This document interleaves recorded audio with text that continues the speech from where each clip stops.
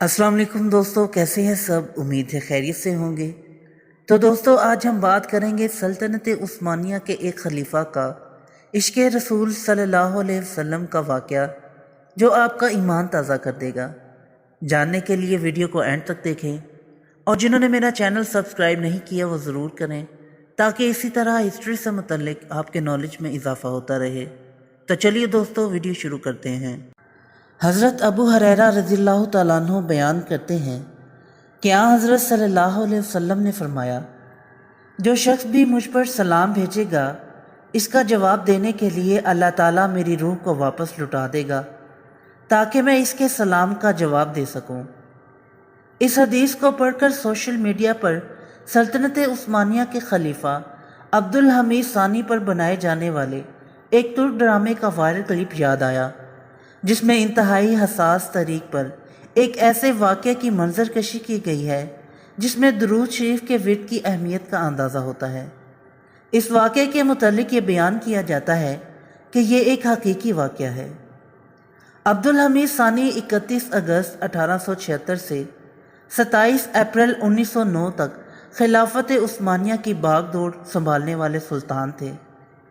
عبدالحمید ثانی شاعر بھی تھے اور شرلک ہومز کے بڑے قدردان بھی تھے۔ سلطان عبدالحمید ثانی سلطنت عثمانیہ کے ان فرما رواؤں میں سے تھے جو عالم اسلام میں اپنے کردار اور محبت رسول صلی اللہ علیہ وسلم میں ایک جلالی مقام رکھنے میں شمار کیے گئے ہیں۔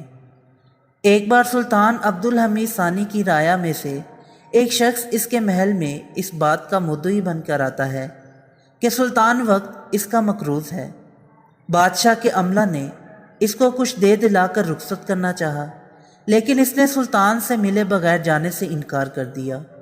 سلطان کو جب اس شخص کے دعوے کا علم ہوا تو اس نے اسے اپنے حضور بلا بھیجا۔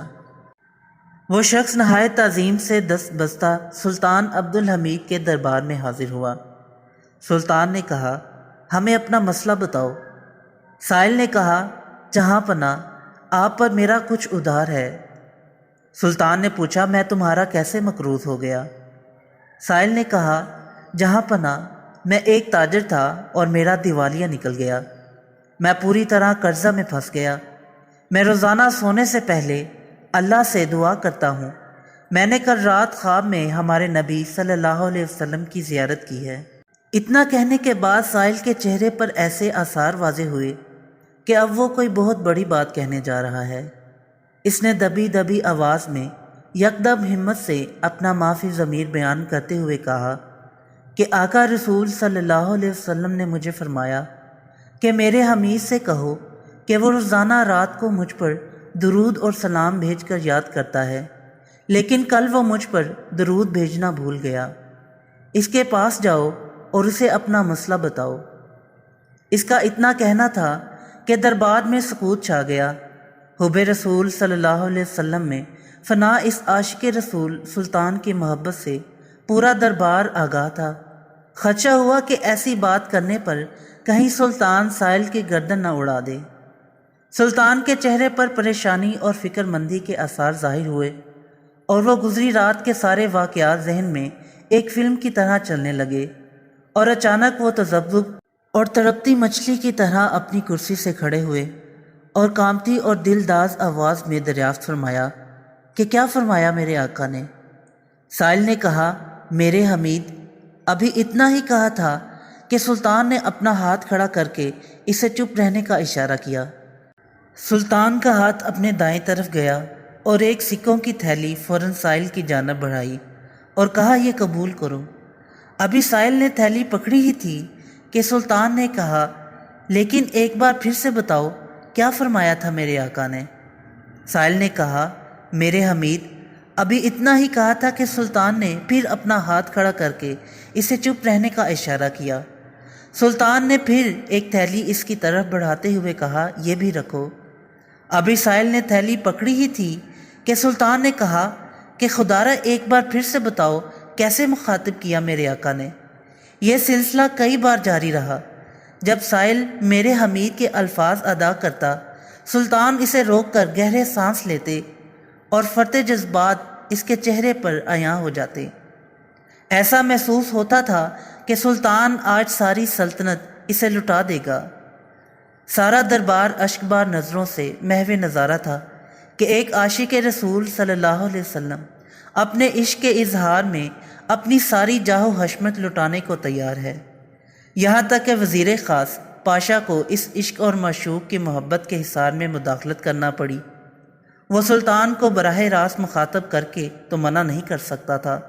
اس نے سائل سے ہی پوچھا کہ کیا یہ رقم تمہارے لیے کافی نہیں؟ سائل نے جواب دیا کہ یہ رقم کافی ہے، اس سے میں اپنا قرضہ بآسانی اتار سکتا ہوں۔ پھر اس نے سلطان کی طرف اجازت کی طلبگار نظروں سے دیکھا، لیکن سلطان فرط جذبات سے صرف یہ کہہ سکا کہ اللہ حافظ۔ سائل الٹے قدموں واپس ہوا۔ اس کے جانے کے بعد وزیر نے اس مداخلت کی صفائی میں کہا کہ جہاں پناہ مجھے ڈر تھا کہ آپ سب کچھ ہی نہ اس پر لٹا دیتے۔ سلطان نے فوراً اشکبار آنکھوں سے کہا، یہ تم نے کیا کہا؟ اللہ رب العزت کی قسم، اگر وہ کوشش کرتا کہ میری ساری جائیداد اور بادشاہت لے لے تو میں اسے دے دیتا۔ پھر سلطان مزید آبدیدہ ہوئے اور مخاطب کیا، کل رات میں کام کرتے کرتے میز پر ہی سو گیا تھا اور درود پڑھنا بھول گیا تھا، اللہ میری اس کوتاہی کو معاف کرے۔ اور وہ خدا کے حضور ایک بار پھر گریہ کرنے لگ گئے۔ تو دوستو یہ تھی آج کی ویڈیو پسند آئی ہو تو لائک ضرور کریں اور میرے چینل کو سبسکرائب کریں۔ پھر ملتے ہیں ایک نئی ویڈیو کے ساتھ، تب تک کے لیے اجازت دیں، اللہ حافظ۔